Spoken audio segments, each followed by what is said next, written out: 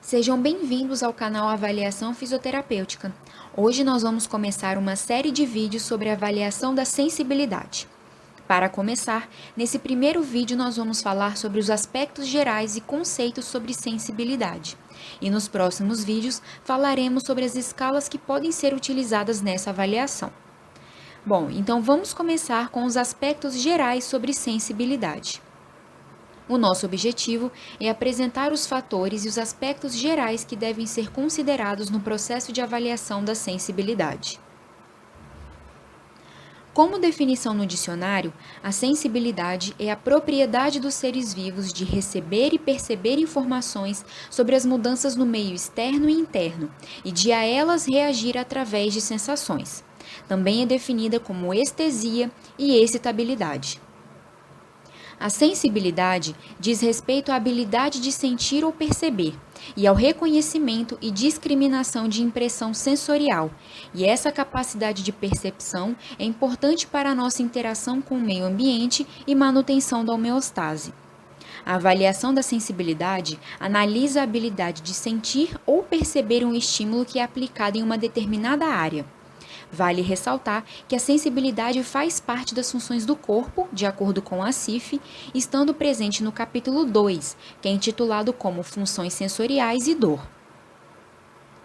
Além disso, a sensibilidade depende da integridade do sistema e da resposta do paciente.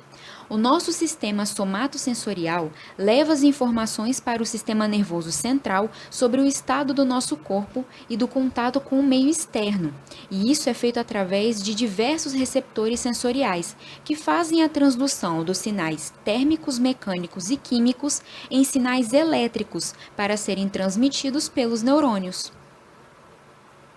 A avaliação da sensibilidade é um componente importante no processo de avaliação fisioterapêutica, pois algumas condições de saúde, como diabetes, hanseníase e outras neuropatias, podem apresentar deficiências na sensibilidade. Dessa forma, é essencial a detecção precoce de tais alterações para se prevenir deficiências, evitar lesões e até mesmo amputações de membros e outros segmentos. A sensibilidade pode ser classificada como especial e geral. A sensibilidade especial corresponde aos nossos sentidos: visão, audição, gustação, olfação e equilíbrio, também chamada de labiríntica.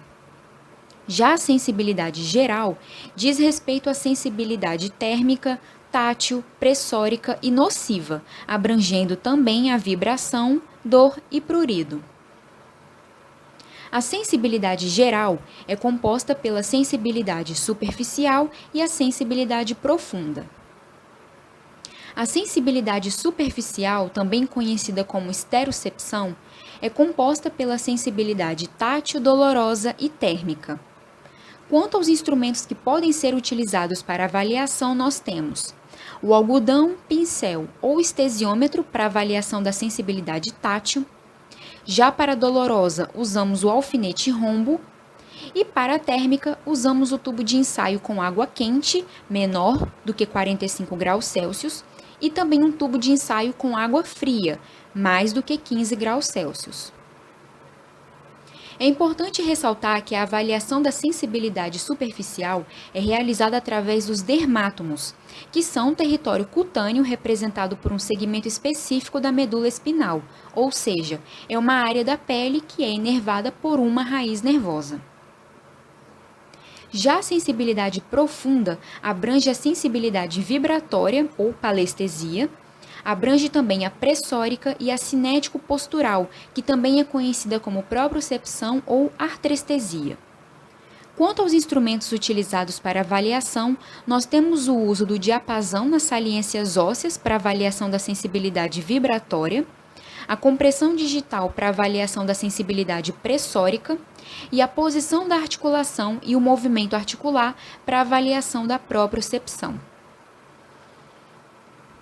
A avaliação da sensibilidade cinético-postural ou propriocepção está relacionada ao senso de posição.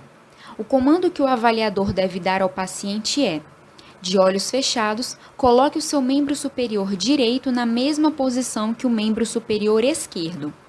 O paciente assiste ao movimento do fisioterapeuta e depois o imita de olhos fechados, primeiro com um lado e depois com o outro. Nessa mesma avaliação cinético-postural, avalia-se também o senso de movimento, ou sinestesia.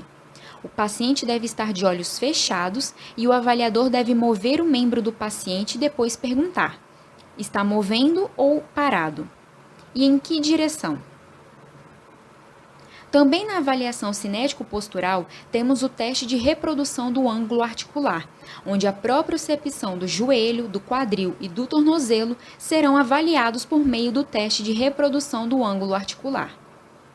Para avaliação no tornozelo, o sujeito será posicionado sentado em uma maca que permita que os pés fiquem suspensos. Seus olhos também serão vendados. Utilizando um goniômetro, o avaliador posicionará o tornozelo do sujeito em 10 graus de dorsiflexão e o instruirá a mantê-lo naquela posição por 10 segundos, e então retorna à posição inicial de repouso. O avaliador mantém o goniômetro posicionado a 10 graus de dorsiflexão e solicita que o paciente reassuma aquela posição articular novamente. Se houver erro, o avaliador vai mensurar os graus. O teste será feito uma vez em cada membro. E para avaliação da propriocepção dos joelhos, os mesmos serão posicionados a 50 graus de flexão, com o sujeito ainda sentado. Já para avaliação dos quadris, o sujeito será posicionado de pé, com apoio manual em um espaldar e a articulação será testada em 30 graus de abdução.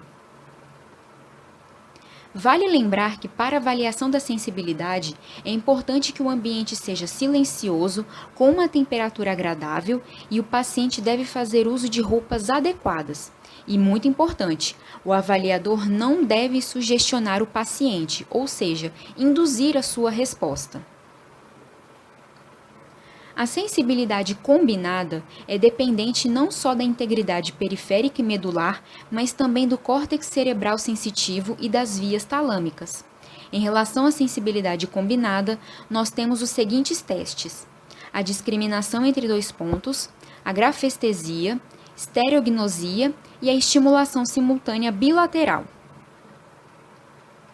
A discriminação entre dois pontos, também chamada de topognosia, o paciente deve ser capaz de discriminar os locais tocados simultaneamente pelo avaliador.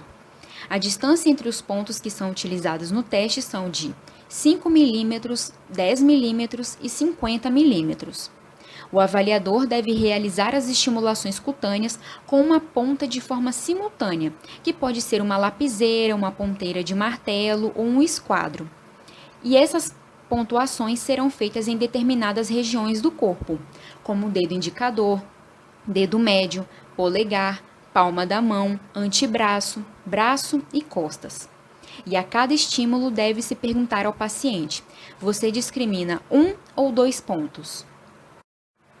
Sobre a grafestesia. Nesse teste de sensibilidade, o paciente deve ser capaz de identificar letras e números que serão escritos pelo avaliador sobre a palma da sua mão, estando de olhos fechados. O teste deve ser feito nas duas mãos e também em outras partes do corpo. Sobre a estereognosia. Nesse teste, o paciente deve ser capaz de identificar um objeto pelo tato, estando de olhos fechados. O avaliador colocará o objeto em sua mão e ele deverá tentar dizer o nome do objeto, primeiro sem manipulá-lo e depois com manipulação. E sobre a estimulação simultânea bilateral. Nesse teste, toca-se o paciente que está com os olhos fechados nos dois hemicorpos de forma simultânea.